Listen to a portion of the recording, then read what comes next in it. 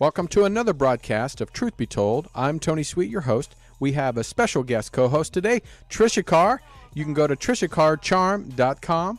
And today we have a great show for you guys. We have Hugh Newman with us today, and we're going to talk about his new book called Stone Circles.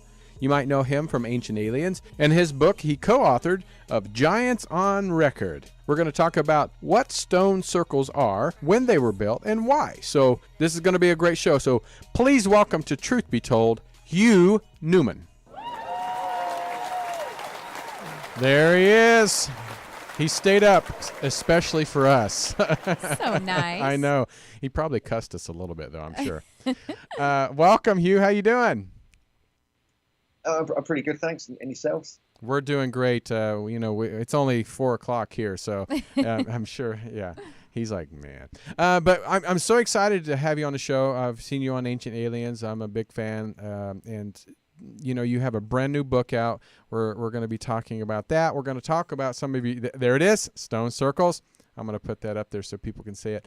And we're also going to talk about. I would love to touch on the Giants on Record because that's one of my kind of favorite subjects to talk about. Yes. And but first off, let's just start. What is a stone circle in the first place? Because that could be so many things. Stone circle. Most people think of stone circle. They think of Stonehenge. Right. That's the immediate thought in one's mind. However, there are 1,000 reported stone circles in the British Isles. Not any of them like Stonehenge apart from that is unique because it has these uprights in a perfect circle almost, these lintels all around it. But every other stone circle in Britain is just upright stone, like rough-hewn stones in a circular arrangement. But it's a bit of a misnomer because they're not all circles. They're they're ellipses. They're different types of quite sophisticated geometries that we can talk about in a little while. And some of them are huge. Some of them are so big, a village has been built inside one of them, Avon. Wow. And some of them are very small, very small stones. So they vary. But in the book, I go all around the world looking at circles everywhere, from Göbekli Tepe in southeast Turkey, all the way to Japan, Australia, the Americas, and everywhere else you can think of.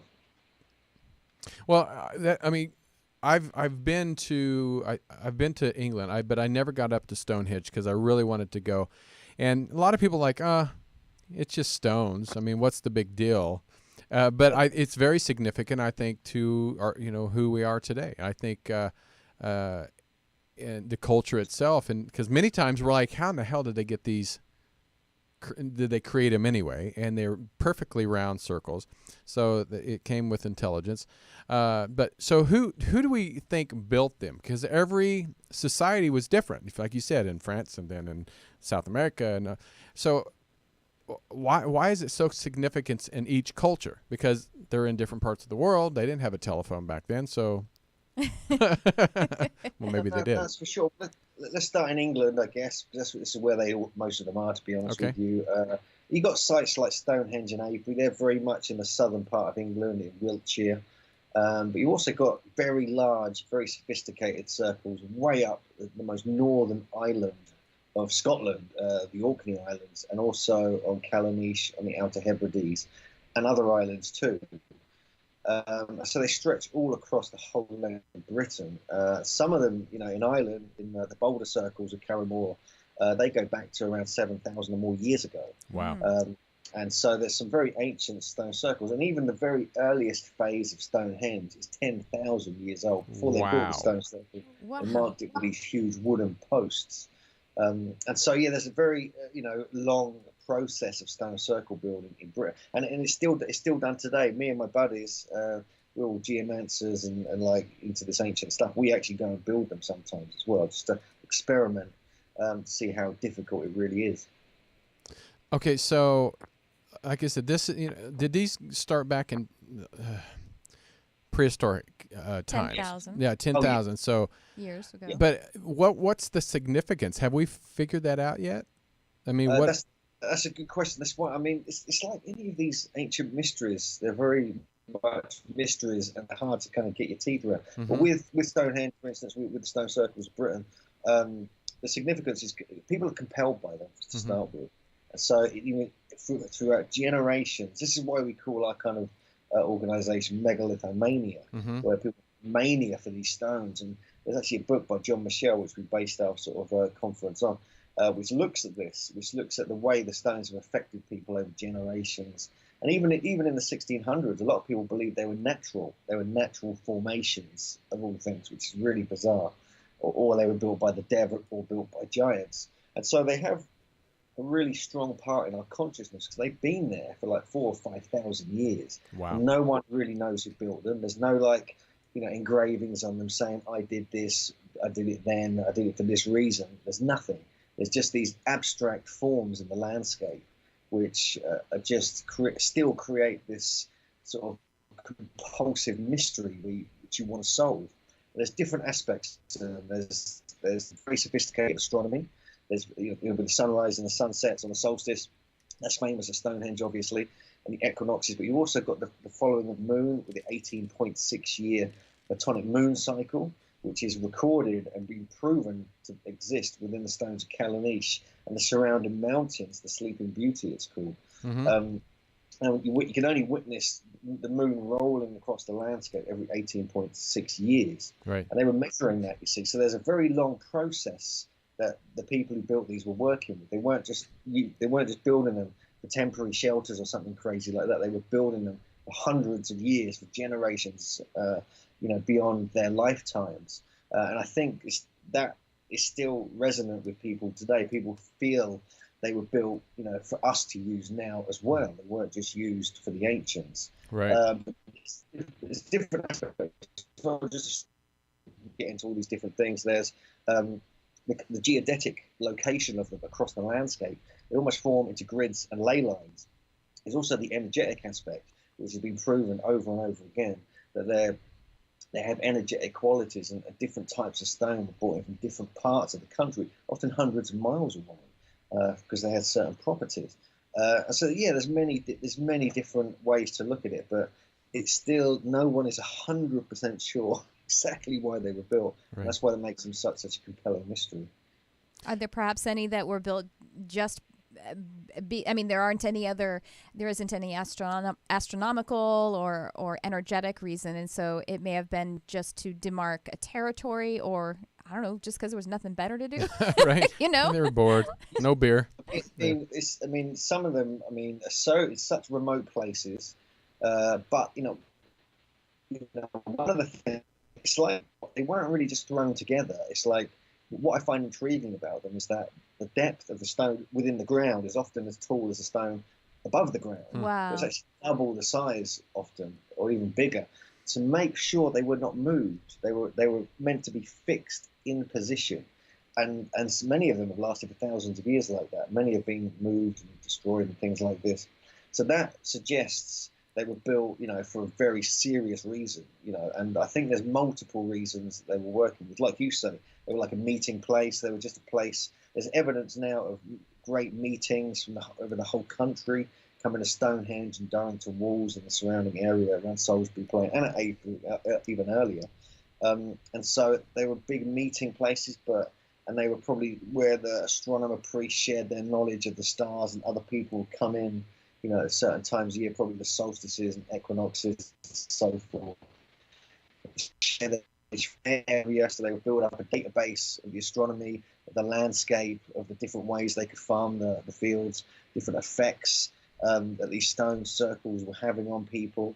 And the healing properties as well is another thing, which is worth investigating more. And this is even in the old legends. But then you have to question who built them, and that's a whole other story we can get into if required. Right. Now, is there any of these stone circles around the world where it shows maybe like there was rituals, or do you know of rituals? Because I'm sure somebody had to have. Yeah, I'm sure. I've got a feeling most of them, Mm-hmm. for that, as well as all the other things we're talking about, it was all kind of part of their culture. Mm-hmm. We sort of separate everything in our modern world, but I think back then it was all just one thing they were working with. Yes. Genuine goal. But the most early stone circles, we're looking at Göbekli Tepe in Southeast Asia, Right. is an amazing example. It's not exactly like the stone circles of Britain and other places, but it's circular arrangements of stones. So technically, they are stone circles, although they're not really buried in the ground. Each stone, they kind of rest just on the bedrock and then propped up the big T-shaped pillars there. But that goes back 12,000 years. And they were certainly doing rituals there, even though there's astronomy built into them as well, and very sophisticated carvings and stonework, which is what we find at Stonehenge. It's very sophisticated the way they cut and shape the stones. It's not a bunch of savages just throwing a stone into place and hoping for the best. It's a serious engineering situation going on there, and we have the same kind of quality, if not even better, but thousands of years earlier at Göbekli Tepe in southeast Turkey. And the depictions of many of the stones there, they've got very clear images because it was buried and preserved by the people who closed the site 12, 10,000 years ago. And that shows all these different sort of shamanic animals and birds and stars and things like this that could represent a much more shamanic way of being. So to have that carved on the stones there is very, very intriguing. Now, I'm curious, with so many around the world, and like you said, rituals have been happening there. I'm curious, we kind of know when they were built. When did they stop and why? Yeah, they stopped probably around, mainly around 1000 BC, maybe 1200 BC. That kind of time. They didn't. Not much was going on after that. Very little, in fact. And other things were being done. There wasn't so much large stones being used to build these sites. They got lazy. When you look at some of the stones at Stonehenge and Avebury, especially Avebury, the stones are huge. They're like 50 tons. Yeah. And it's an incredible achievement. But yeah, so there's basically the timeline in Britain. You get the very earliest ones in Ireland, the Carrowmore ones. You have very early ones up at Orkney, and even really, Avebury is one of the most ancient ones as well. And then Stonehenge comes in after that. But the earliest Stonehenge was occupied 10,000 years ago. But the stone circle wasn't built until much later. In the whole stone circle explosion that was taking place around 2,500, 2,800 BC. But they just stopped. I mean, there was a different culture came in. The Bronze Age came in the Iron Age. So metal was being used, and they were doing things differently. They were farming differently. They were now using fertilizers rather than trying to enhance the energy of the landscape and the soil and the grains, which the stone circles were partly built for. There's good evidence of that now. They actually manipulated the natural earth energies. And so different lifestyles came in. And I think there was a kind of, the golden age was coming to an end. There was like a golden time. Even the weather was amazing in Britain in the Neolithic and early Bronze Age. It was fantastic, nothing like it is now whatsoever. And so you have that going on. So you have this beautiful climate. You have this sort of prosperity and almost like an enchantment. Like the astronomer, priests, or whatever you want to call them, who were building them, were like creating this system across the whole country and creating sort of energetic field with these circles all over the place in a sort of geometric pattern, manipulating the earth energies all along ley lines and things like this. And so I think there's something in that. And then that kind of belief system, whatever they were using, may have died out, and that's when they stopped building these circles. What about, could you speak to the theories, which I'm sure there are, about ETs building some of these or cooperating with humans to build them? Yeah, I mean, I've obviously been involved in the wonderful Ancient Aliens TV show on History Channel. So yeah, there's no direct evidence of that. Obviously, there's a lot of speculation, a lot of ideas. But you look at the high technology that you find within all megalithic sites, really, especially the pyramids and the polygon walls of Peru and Tiwanaku and Pumapunku and so forth. Right. But Stonehenge is a very fine example of very sophisticated stonework. And it is kind of, it's like, when you first see the stonework in Egypt, you go, whoa, there's no way humans could do this. It's so amazing. And Stonehenge has that impact on people sometimes. And also the magnificent size of Avebury often freaks people out to such a degree. But there have been, there are sightings. There's lots of sightings of balls of light and orbs and things like this. at these sites. And obviously we have the whole crop circle thing. That's a whole different phenomenon, all based near these stone circles in southern Right. Britain. Oh. So, what's going on here? And there's lots of strange phenomena going on around them. It's almost like one theory is that they were built on a power spot. So people were witnessing strange energies. They were feeling the energies. Balls of light would be seen probably. Even crop circles could have been formed thousands of years ago, and they marked that site as sacred, and built a stone circle there. So it's just ideas really. There's but there's good evidence people were just smart back then, smart or at least as smart as us, and they may have done it themselves. Now, is there anything that replaced the crop circles? I know that you said that a new Right. a new kind of generation, a new tribes, a new Spiritual beliefs. spiritual really, beliefs. yeah. Is there anything that actually replaced the crop circles? You mean the stone circles? Yeah. I mean, sorry, I'm sorry. Yeah, stone circles. Yeah, there you go. I'm blonde. Give me a chance. Well, I don't know really. I don't think there was any particular megalithic construction that really came into place or anything. Right. I mean, it was really like the megalithic explosion had come to an end. Okay. And this was like, the Iron Age. They were building hill forts. They were building more defensive enclosures and things like this, and ditches and stuff like that. Earthworks, really, much Okay. more than megalithic. That depends where you are, because you have, for instance, in India and in certain parts of Indonesia, Polynesia, you have traditions even today, or at least very recently, of megalith building, where all the tribes, all the villages would get together. They would get into like this sort of almost like just frenzy and go and pull the stone up, do ceremonies, drag it, and have this whole kind of procession, pulling it up, pulling it into place. And this has been witnessed recently, and so this is still happening. And so the fact, where Christianity and the Romans didn't get to, you still have traditions that hark back to the megalithic age, the Neolithic, and the Bronze Age. So that's really intriguing. There's a lot more to it than people realize.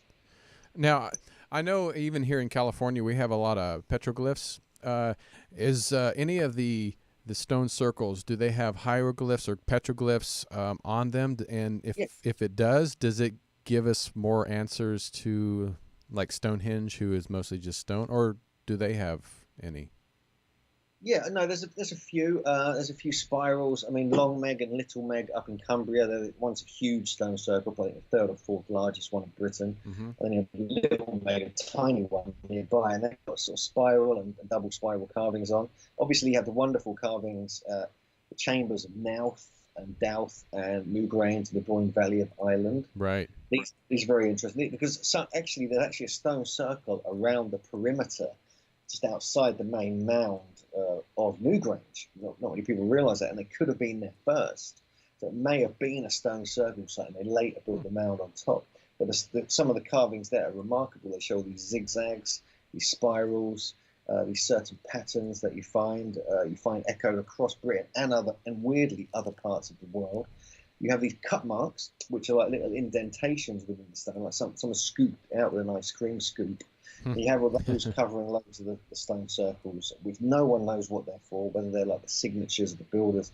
But weirdly, you get those at Göbekli Tepe. You actually get them on the top of many of the pillars. The main T-shaped pillars at Göbekli Tepe have all the cut marks. You also get it in the bedrock as well in some of the enclosures. So that's another phenomenon which no one's been able to explain exactly what they're for. There were some speculations and ideas, of course. But yeah, you do get, you get amazing carvings. I mean, you mentioned that you're from California. Well, there was actually a stone circle there. Weirdly, Really? which got destroyed in the 1600s. This was on Catalina Island, one of the Channel Islands. And this was witnessed when the tribespeople were still there. They were very robust, ruddy, kind of red-haired, freckled, fair-skinned tribe of all things. Many of them were extremely tall because an amateur archaeologist called Ralph Glidden in the 1930s discovered thousands of giant skeletons there as well, we cover all that in the Giants on Record book. We mentioned it briefly in the stone circles, but in the 1600s, I think there was a Spanish priest called Father Torquemada, and he went there with people, a bunch of explorers looking for colonies for the Spanish to try and rule, and they were trying to get the whole that part of California as well.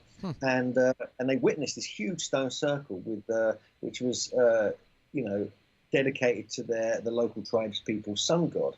However, later we found this other report, and we actually know the priests and the Christians who went over there, the Spanish, they destroyed it deliberately to remove all the pagan idols and all such things.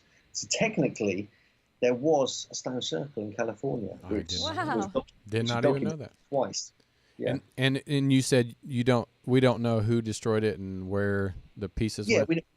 We know who destroyed it. It was the Christian missionaries, basically, back in the 1600s. And so, they were should I be shocked or no? They were, but the 1600s one too. Those were the worst. I know. Yeah, no, you don't want to be. You don't be a Christian. Yeah. Yeah. I was burned as a witch during that period. So. You're right. I was called one, but no. Well, I'm curious because, like you said, there's so many all over the world. Here in America, we're the Native Americans, and I know they created some stone circles, but also I think there was is there one in the Midwest? I can't remember.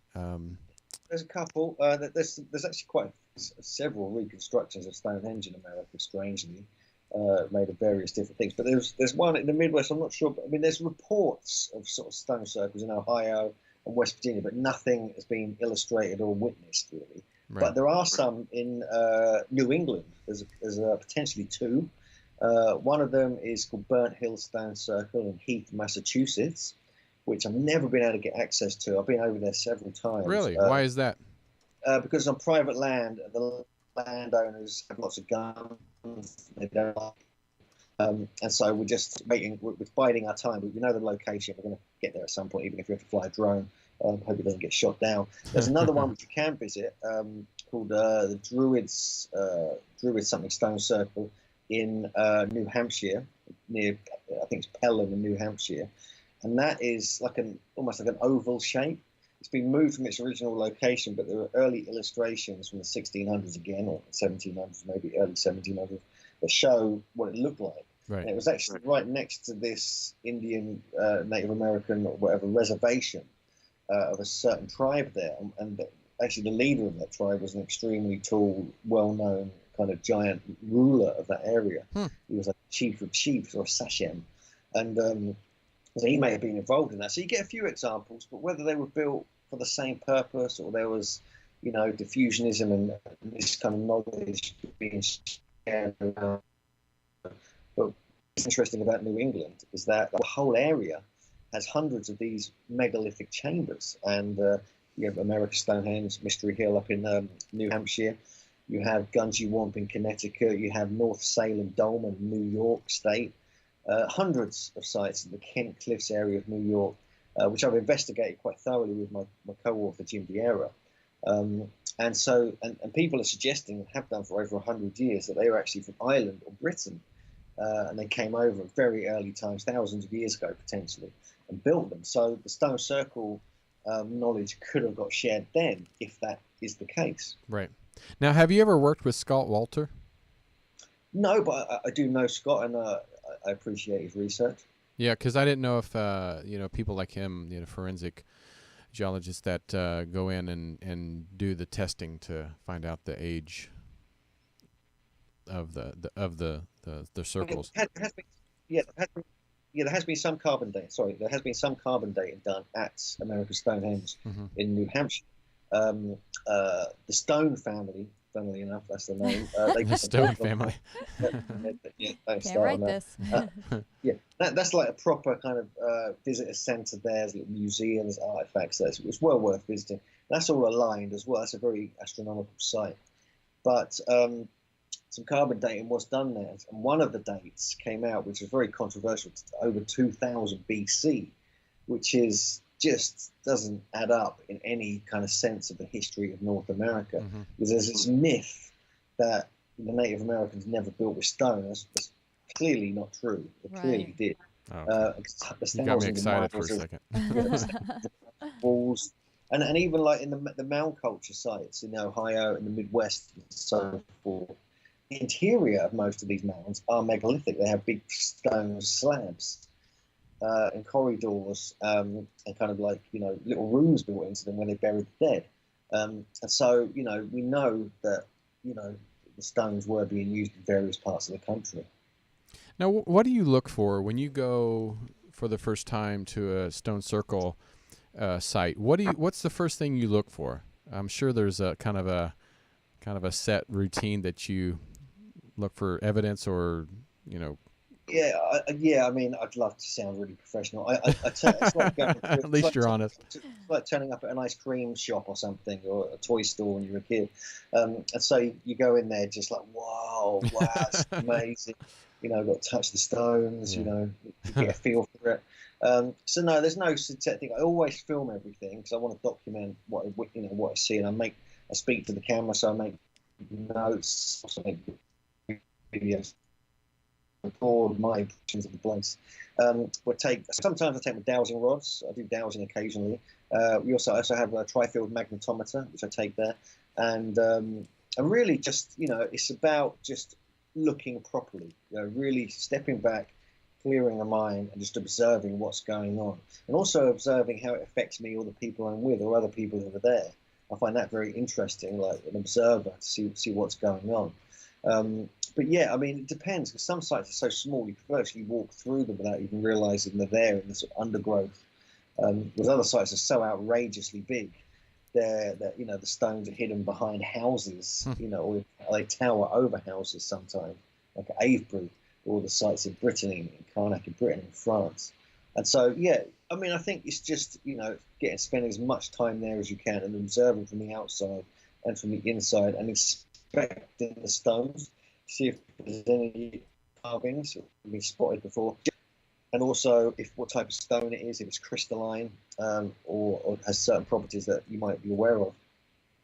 All right. Well, this is so fast. I love this stuff. So thank you for doing this. But we're going to take just a minute break. We have to do our sponsor. When we come back, we're going to talk more with Hugh Newman, and we're going to talk more about his brand spanking new book called Stone Circles, and we're going to touch also on the Giants that on record. That's another book that he published, and I think you guys are going to enjoy it. I know I am, so we hope you stick around with us. This is Truth Be Told. I'm Tony Sweet. I'm here with Tricia Carr. We'll be right back. Have you ever thought you'd like to buy and sell houses but didn't know how or where to begin? Do you fear your job is in jeopardy, or is your business income reduction keeping you awake at night? We're in the best time in 25 years to make a fortune in real estate without using your money or credit. My name is Ron LeGrand, and I've taught 500,000 people to do just that, and personally bought hundreds of houses myself. If you'll call 800-970-6155, 24 hours, and leave your information, I'll send you the first 500 callers my hot new CD, Foreclosure Fortunes, and my best-selling book to help you get started absolutely free. I'll show you how to build a six-figure income part-time with no previous experience and no license, even if you're a busy professional. Call 800-970-6155, 24 hours, and get my new book and CD free.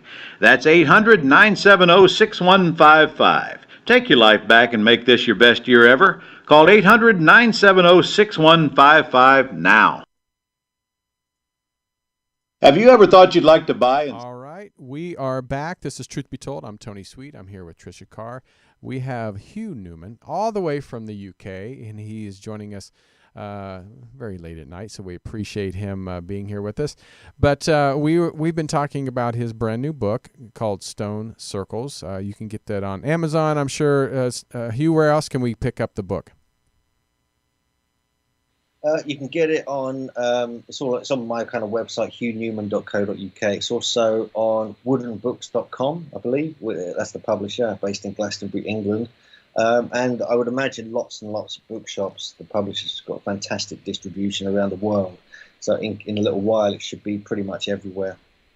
And I'm going to bring Tricia in real quick, because Tricia, what do you feel just intuitively about these sites? I mean, they couldn't, like you said, it might be a gathering place, but I think back then something is always spiritual. Yeah, I mean, absolutely. spiritualities. Oh, yeah, I love how Hugh phrased it, that we're sort of in a time in our culture we separate things that, you know, in previous times science was religion, was spirituality, was medicine, you know, was culture, was government. And you know, there's some, obviously some, maybe some things that are not entirely great about that, especially when it's government as well. But I actually, intuitively, I don't feel that maybe at least most of them, if not all of them, they don't feel like they actually had to do with ETs to me. It's, I think it is spiritual and energetic, and like Hugh was saying, all one. But yeah, I don't know. I mean, I feel differently about the Sphinx, and I feel like that had to do perhaps with some visitors, with some off-planet, some off-world support. And, you know, I actually am a student of the period of Atlantis and Lemuria, but the stone circles, to me, they don't resonate. I don't know, just intuitively. Doesn't feel like it had to do with off-world communication or, you know, support in some way. I don't know about Hugh. Do you have a particular lean in that, or are you very scientific about your opinions? Oh, no, I'm certainly open to interesting ideas like that. No, for sure. But I get a feeling they're made by people. I don't think it's such a bad thing. But what would I mean? I don't mean a bad thing. But one of the things that's intriguing, though, which is nearly as weird as aliens, is the fact that giants may have been involved in this. That makes sense.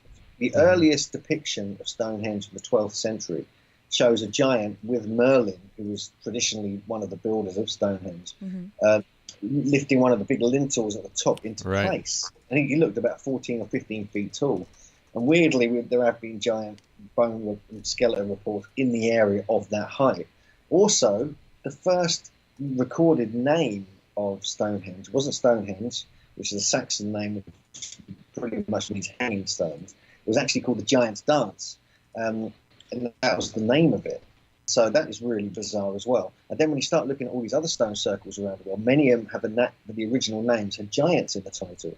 So you have to kind of question, with all the research we've been doing, that actually giants may have been building them, or at least were hired to build them by the astronomer elite, whoever they were.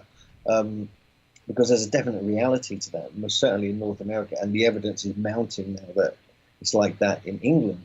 But, you know, there's no one really knows exactly who built them, because there's not really, you don't really get burials at stone circles. Right. Very occasionally you do, but not actually in the stone circles. Maybe in the surrounding landscape, you have all these mounds, these tumuli all around Stonehenge, where burials were placed, and some very tall people were involved. But we think they were mostly the later people. There's only a few examples in the long barrows, which are earlier round barrows of burials. So there's a big question mark over it. But there's some strange stories about, you know, who built these sites, whether it's the giants, the devil, or some strange beings. And often these are traditions and folklore that have existed for hundreds, if not thousands of years. I'm curious on the giants, because, like I said, this is a subject that we've not really talked a lot about on Truth Be Told, but I'm very curious. What got you interested in the giants, and how did you come to where you wrote a book about it, but being able to go all over the world and do your research? How did that begin for you? Was actually the megalithic sites, really. Like what I just mentioned, I was looking into the meaning of megalithic sites and the folklore and the earliest traditions, any oral histories that have been recorded. Many of them do talk about giants, and I looked through the records of the areas. The further you go back, the more account you have actual bones and skeletons. I was like, whoa. And with all the stories and traditions, and even the founding traditions of Britain, Brutus beating the giant god Magog and all this kind of stuff. It's amazing. And then, you know, that was in my mind for a long time. I mentioned it in a few of my bits of research and articles. And then when I was researching America, this is where it really opened up. I was basically researching the megalithic sites of New England. I went down to the southwest to Arizona and New Mexico. I was researching the petroglyph sites back. This is like 10 years ago. Right. And actually, weirdly, I was staying David Hatcher Childress. You know, oh yeah, I love him. He's great. House sitting for him when he was away, like, you know, strangely. And so I had his whole book collection to go through. And one of the books that jumped out, literally fell off the shelf, was A Tradition of Giants by Ross Hamilton. And he's an Ohio-based, superb author. I read the whole book cover to cover, and he had all these accounts from Ohio, and it completely blew my mind. And then even some of David had uncovered some accounts as well. And it was like, hang on a sec. So that's when I really started investigating. And even while I was there, I went to a place called Lompoc Rancho in California to investigate a 12-foot giant with double rows of teeth that had been discovered in the 1800s. And so I went there, found the exact spot. Eventually, it took a while to find it, where Lompoc Rancho was. And it was now Vandenberg Air Force Base. And so it was taken over by the military. And this happens a lot of these sites where they find giant skeletons. So so I found that really bizarre, and that kind of really opened the door for me. And so I made contact with Ross. A few years later, I made contact with Jim Vieira because he was doing this daily giant Facebook blog every day for like nearly 2 years with a different giant account. And we started communicating. Out in New England in 2011, met him there. And we realized with all the data and all the stuff we got together separately, we should put our heads together and write a book, because it was just, glaring kind of gap that needed to be filled. So we just, we did it. It took us a couple of years. Right. And during that, we got offered a TV show with History Channel, which was Search for the Lost Giants, which really starred Jim and his brother Bill Vieira. But I was like the sort of researcher and a part of the show as well. And it was really good fun. And it's been a real joyride. I found it absolutely fascinating digging into the accounts and realizing that, number one, majority of these skeletons that range from 7 foot to like 12 to 14 feet tall were found in ancient sites in America, inside the mounds, inside the earthworks, sometimes at the megalithic sites or very close to them in New England and other places. Some of them in caves, 1,000 years old in Nevada, for instance. Catalina Island had giant skeletons there. Some dating going back on some of the other islands, 7,000 BC. And so we have a very strange story. And then it was all covered up, even more strangely. We were like, well, why would they cover it up and write it out of the history books? And realize there was an agenda at play to actually do that. So we delved into all of that, and it was just the most compelling couple of years researching and writing that book, I must admit. Wow, amazing. I have some news for y'all. I'm only 5'7", but you mentioned the giant, the 12-foot with the 2 rows of teeth. I actually had 2 rows of incisors. Did you really? Yeah. So you never know. Maybe we should study me and my family. They had myself and my sister and my uncle. Yeah. Wow. Do you have Native American sort of lineage in any way? Yes, very well. About, let's see. Actually, they're British and Irish on both sides, as far back as I've traced. Going about, let me see, how many generations? Probably about 6 or 7 back that I've gone. We're actually related to Daniel Boone on one side. Yeah. Yeah, but pretty American. Yeah, from like the 1700s, as I can recall. Maybe actually late 1600s. I feel like at least on the one side, the immigration happened in about 1680s. Wow, that's interesting, because that is very intriguing. It proves that people are still, it's a genetic trait. It's like a genetic throwback from previous times. That does happen still. Right. We do a whole chapter about double rows of teeth in the book. Oh, cool. I got to read it. Oh, that's great. Yeah. We out met up with a dental anthropologist from New York University called Dr. Shara Bailey, and actually had her on the show. We were talking with her about it. We analysed some of the accounts we had. She showed us examples we come across like this, but it's been, people are very skeptical about it. They think it could be completely kind of made up. But there's so many accounts from so many different parts of the country in North America.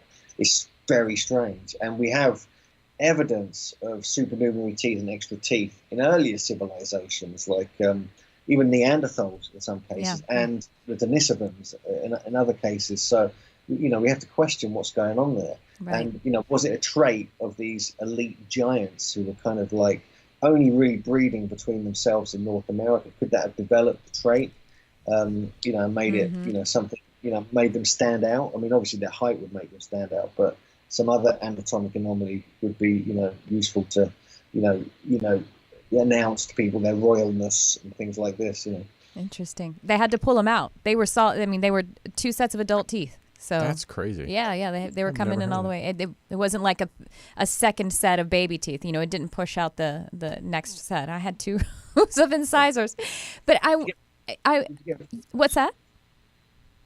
Were there any photos taken?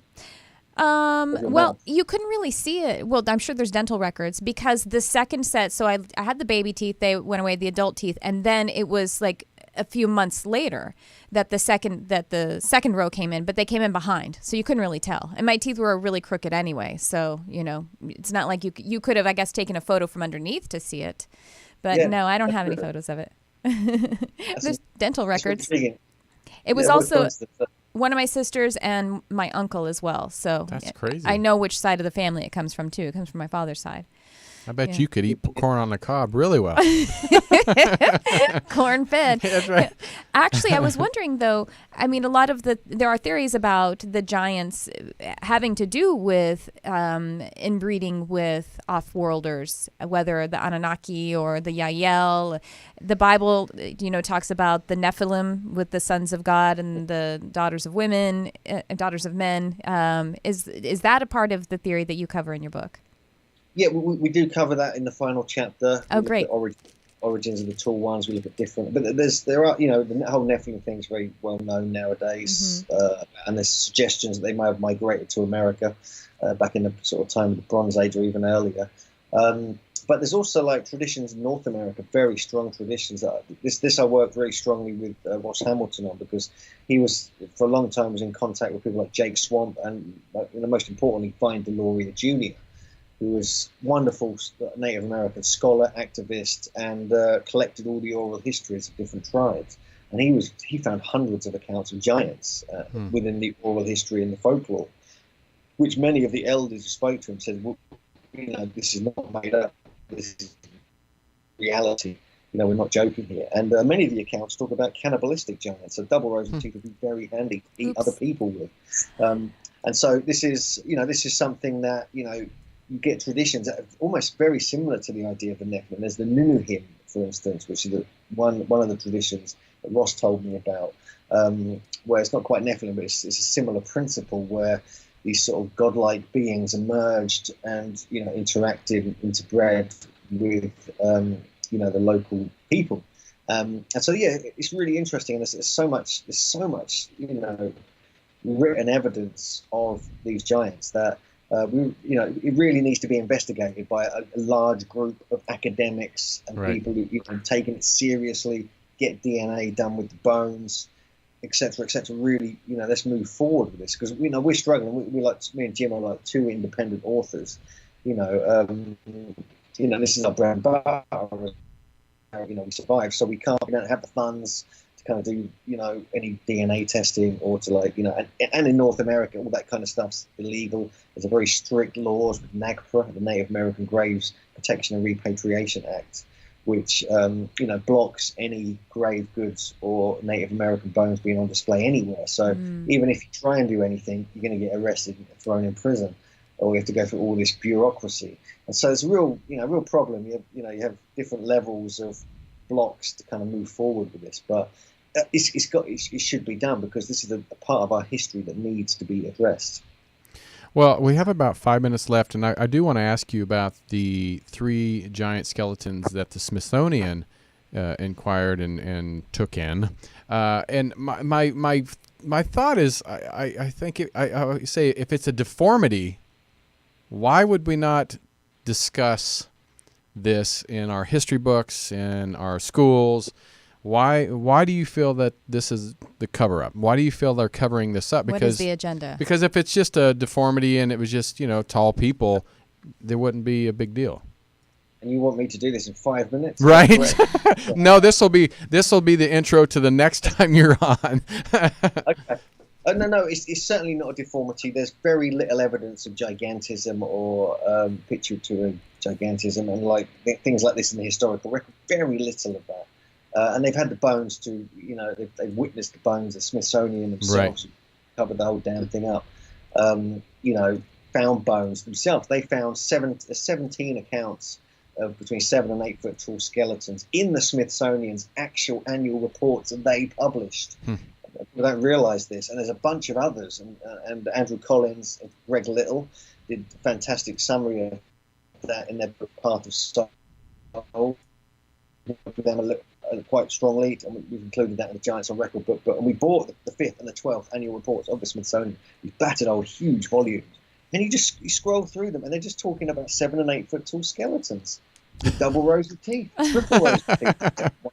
And we're My like, people. "What the-" And then they go, "Oh no, it never happened. You know, there's no skeleton." And there's hundreds of skeletons, but thousands, giant bones and skeletons and skulls were sent to the Smithsonian. And then when the people said, well, a few months later, they wrote them a letter. Where is it? Oh, we don't know. It's disappeared. And this is a genuine thing. We do an entire chapter called the Smithsonian Files, and it's incredible. The problem during that time in the 1800s, your North American history, they were championing evolution. There was manifest destiny agenda taking place. Yeah. There was science was really kicking in. The Smithsonian were in control of all this. The people in the Smithsonian, some of them at least, were often, into eugenics, racist. They were like old school thinkers. They were like pre-Nazi philosophizers and things like this. It's very, very strange. And so they couldn't handle it. When with the Manifest Destiny agenda, they wanted everyone before them, all the natives, to be savages, so they could remove them off their land, claim the land and the mineral resources and all this kind of stuff, shove them on reservations. Oh, they're just savages. It doesn't matter. But when they kept finding 38-inch circumference skulls, 12-foot skeletons, that's a lot. That's a lot. Sophisticated pottery and metalwork and geometric mounds aligned to the sun, moon, and stars, they were like, hang on a sec, this doesn't fit with our agenda. Oh. So they did what they could to close that down. And so this was all brushed under the carpet. It's hard to brush 12-foot skeletons under the carpet. And now they've re-emerged. And in the last 10 or 15 years, now the spell has been broken and the truth's now coming out. Well, this is fascinating. I would love to have you come back and discuss more about the giants. And I can't wait for everybody to pick up the book, Stone Circles. Tell us a little bit about, in the last few minutes, about Megalithomania that's coming up in 2018. Sure, yeah. Megalithomania is a conference I've been running since 2006 now. Every May in Glastonbury, England, which is the coolest, hippiest town in the world. We have an international lineup of megalithic authors, speakers, people from Ancient Aliens come down and speak there. Andrew Collins is speaking next year. And various people talking about, stone circles. We have professors coming in. We have people coming in talking about magic and sorcery and megalithic sites. And we also, what we do, which is people really love, we get private access to Stonehenge on the Friday night before the conference. So we do that, a whole place to ourselves. And we do 3 days of tours the following week. So people can come over and spend a week with us, stay in beautiful Glastonbury and just explore and have great fun with loads of cool people. But we also, if people are, interested, we do, Megalithomania is like a bigger organization. We run tours, we're publishing books now, obviously.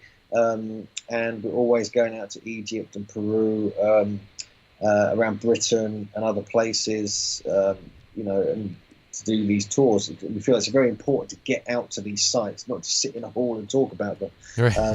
We focus on that very strongly, so people can check out everything we're doing on the website. I do recommend people check out our YouTube channel. It's called Megalithomania UK. And we've got over 500 videos of lectures from the conference, explorations of really obscure ancient sites all around the world, interviews and everything else. So yeah, we've got a lot going on. No, that's great. I'd love to one of these days, join you. And I know Brian Forster's been on our show many times, and he's a fascinating man. Fascinating. Yeah, he's spoken at a conference. Yeah. We do tours with him. He's a good friend of mine, actually. No, yeah, he's great. And so this is it, you say March 5th through the 18th? May. Oh, May. Sorry. May. May the 12th or 13th is the main conference with tours either side of that. And it's all on megalithomania.co.uk. Perfect. Well, thank you, Hugh, so much for being part of Truth Be Told. We really appreciate you and hope you come back. Thanks a lot. I appreciate it. It's been good fun. All right, guys, if you want to check this out, if you got halfway through and couldn't finish it because of dinner or party or whatever. You can check us out on iHeartRadio, iTunes for the podcast, and go to our YouTube channel, Truth Be Told TV, and you can subscribe. We want you to subscribe because we have, I think, around 500 videos out there, so check them all out. But this was a great interview with Hugh Newman. And Tricia, thank you so much. How do people find you? My website is trishacarcharm.com. I have classes and one-on-one sessions. All right, until next time, we'll see you right here on Truth Be Told.